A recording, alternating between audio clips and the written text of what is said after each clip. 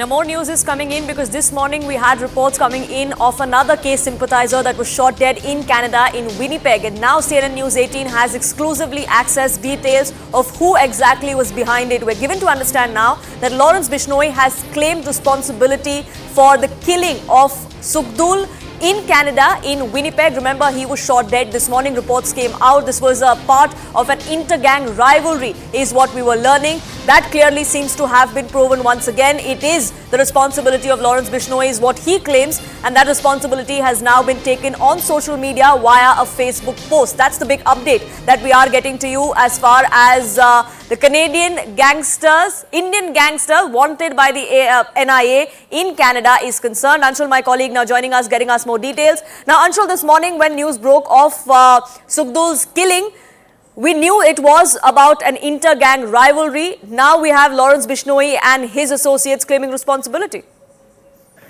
So yes, it was very clear from the beginning that this was a gang war that had broken out there in Canada, because remember, all these gangsters are getting protection from the Canadian administration. That is the reason why all these gangsters who were operating in Punjab and in fact are in the most wanted list of the Indian authorities, they have been getting safe haven in Punjab. Now, the responsibility has been claimed by the gang members of Lawrence Bishnoi. What sources have confirmed to CNN News 18 is that the instruction was given by Lawrence Bishnoi to Brar, post which this entire planning of going ahead and killing Sukhdool Singh was hashed. This entire conspiracy was hashed, and late evening yesterday night is what we have been told that more than 20 rounds were fired at Sukhdool Singh.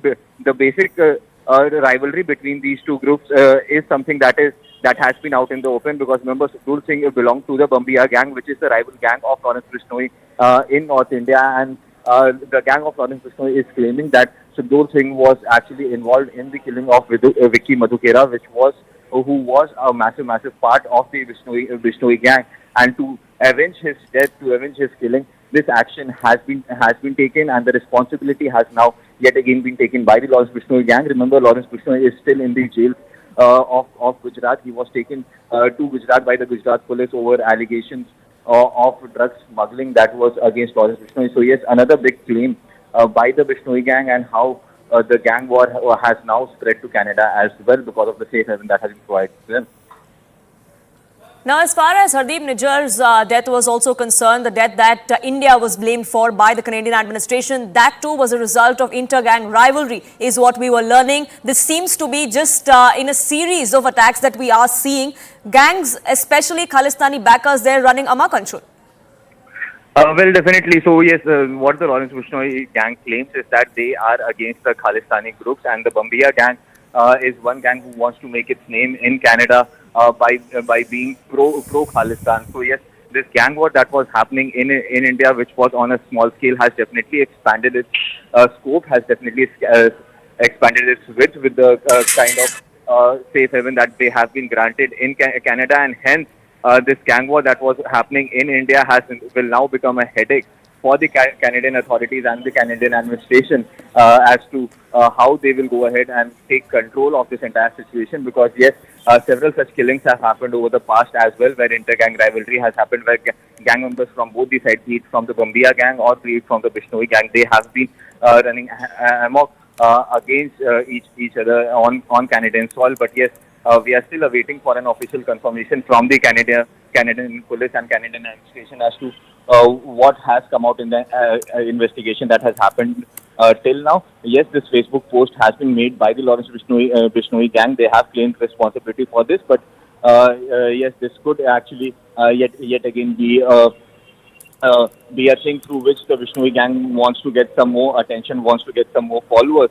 So yes, once the entire investigation is over, we could get an exact clarity if at all the Lawrence Bishnoi gang was involved in this. But yes, at this point in time, what sources have confirmed to CNN News 18 that Lawrence Bishnoi has taken responsibility, and he has said that more than 20 rounds of bullets were fired, and this was a revenge act that has taken place because of the Right, killing of course, of this is just a Middkhera. claim at the moment. It has to be investigated by the NIA as well. If this is just an act of bravado by the Lawrence Bishnoi gang or there is some truth to it, all of that will be investigated. But let's take a look exactly at what has been happening in Canada. We have been seeing several Khalistani sympathizers that have been killed in the recent past, all of which is part of an inter-gang rivalry because they want to appear to be the ones that are fighting for the cause of Khalistan. That's what we've gathered from our sources. So let's take a look at the most recent incident that came to the fore this morning. This is about Sukhdool Singh, who was a gangster of the Davinder Bambia gang. He was killed this morning in Winnipeg. He was killed in an inter-gang rivalry, like I was pointing out. He hailed from Punjab's Moga district. We're given to understand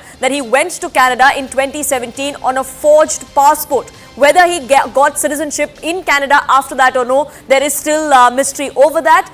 He did fund the Bambia gang in Punjab, in Haryana and Delhi. He is wanted by multiple agencies here back home. Even though he fled in 2017, he is believed to have orchestrated several of these crimes sitting in Canada there. He faced charges of extortion. Several of those cases have been filed against him. He's been orchestrating crimes, especially in Punjab and several nearby cases. What we have learned from our sources within the intelligence agencies is that at least 20 criminal cases have been registered against him. He's also a wanted man by the NIA. There was an NIA notice that was put up of his role in extortion cases, in murder cases, and how he is escaping the law. He's trying to evade the law. Since 2017, he was in Canada, is what we know. Whether he was granted Canadian citizenship or he still is an Indian citizen, we still have to ascertain those details.